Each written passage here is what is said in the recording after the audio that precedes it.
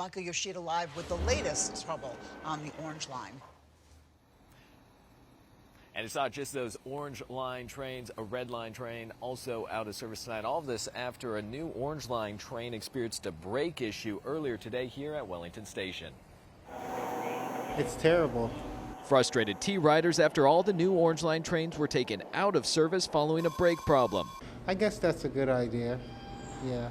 Whatever keeps us safe. At least they're taking them off and inspecting them. I mean, you could just let it run, and that would obviously be a bigger problem. The T says a new Orange Line train at Wellington Station experienced a problem in one of its braking units, and it became disabled. MBTA officials say riders and employees were never in danger, but the train was removed for inspection. The decision was also made to keep all of the new Orange Line trains out of service. The one new Red Line train that was also in service at the time has also been removed, while engineers troubleshoot the problem. Everything has issues, but it's okay, I think. At least they're fixing it and taking it off, not just letting them run. This isn't the first time the new Orange Line trains have had issues. Last spring, all new Red and Orange Lines were taken out of service after a train jumped the tracks at Wellington Station. Also in 2019, some cars were taken out of service because doors weren't closing. Now, several years later, old Orange Line trains are again running. This until the latest problem with the new cars is fixed. It's terrible. It's terrible. Because I like to take the train because it's good transportation.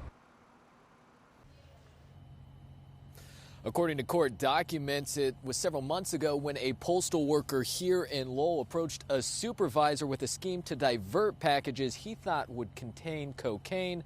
Now that postal carrier, he's facing federal charges. It was just absolute shock. Cell phone video shared with 7 News allegedly shows a Lowell postal carrier being arrested on bribery and cocaine charges. The postal worker who took this video spoke with 7 News on the condition of remaining anonymous. I walked back inside for my break and he was there in handcuffs. You like him because he's your coworker, but at the same time he's doing something wrong. The postal carrier, 61-year-old John Noviello of Nashua, is accused of trying to bribe and sell cocaine to a supervisor, according to the criminal complaint. In February of this year, Noviello allegedly asked a USPS supervisor to intercept packages containing kilos. He offered to pay the supervisor around $1,800 per kilo.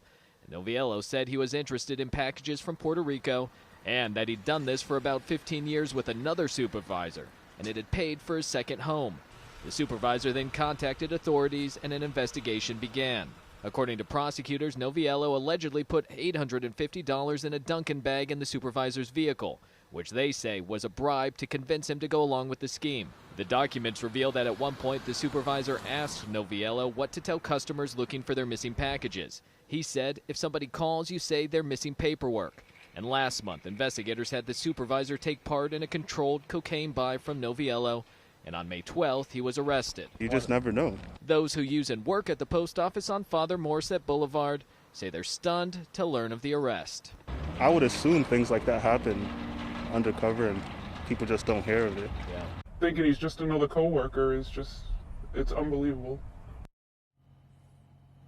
And Noviello was released on conditions following his initial appearance in federal court in Boston.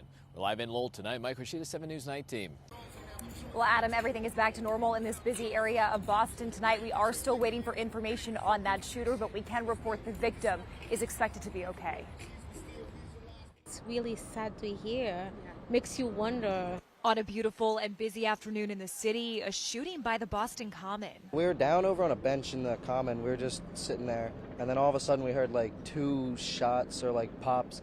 Boston police tell us it happened shortly after 3:30. A person shot by the corner of Winter and Tremont Street, right across from the Park Street station. Well, all I heard was what sounded like fireworks at first, but it turned out to be gunshots. Myron Davis is a vendor in the Common. He heard the shots and then saw the suspect. Made his way down here through the T-stop. He was disguised, no facial recognition. His face was covered. He was wearing a red hoodie, red jogging pants, running down, so suspected it was him. Boston police haven't shared any information about the suspected shooter, but they did tell us the person who was shot was taken to the hospital with non-life-threatening injuries. As they established a scene, dozens of people stood by watching. It was all taped off. There were police walking up and down the street looking for cases. People were looking under cars. They still had their the marks on it, Yeah. you know.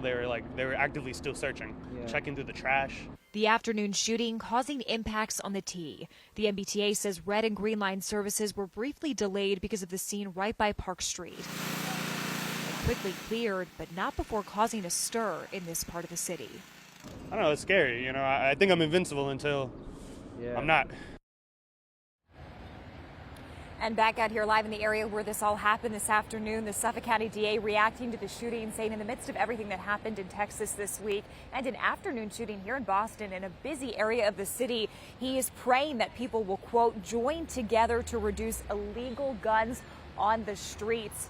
Again, the investigation into this shooting is very much still underway. We are live in Boston tonight. I'm Caroline Goggin, 7 News 19. And Kim, it really is a devastating situation. The community members putting together this visual to make sure the family knows that they are there to support them. One community member telling us that when they heard this news, it was like a shockwave through the community. We gather with trust that God will strengthen Sam together with Harriet. Blue and white balloons decorating Lowell City Hall Friday night as hundreds gathered to remember 3-year-old Harry Condi, Harry's father, finding the strength to thank each person for their support. That was my best friend. Life will never be the same again. Harry's body was found in a pond Wednesday about 650 feet from his babysitter's house where he was last seen. Sam Condi says he was told the babysitter accidentally left the door open and Harry walked out. When I went to the pond, I went and did a small prayer. I said, God, I'll leave this to you. But one day I'll meet him again. Now, as the family leans on their memories of Harry, well, he loved everyone. Everyone loved his smile. The Lowell community, it's like a shockwave, honestly. Wants the family to know they can lean on them as well. It really reminds you, like, you know, you're not alone, and there's always going to be someone there for you, but it will definitely be something that's going to take some time to heal. Yeah. Now, the district attorney has said the investigation into Harry's death continues, but she did say that there were no signs of trauma and they do not suspect foul play. Live in Lowell tonight, Justin Dory, 7 News 19.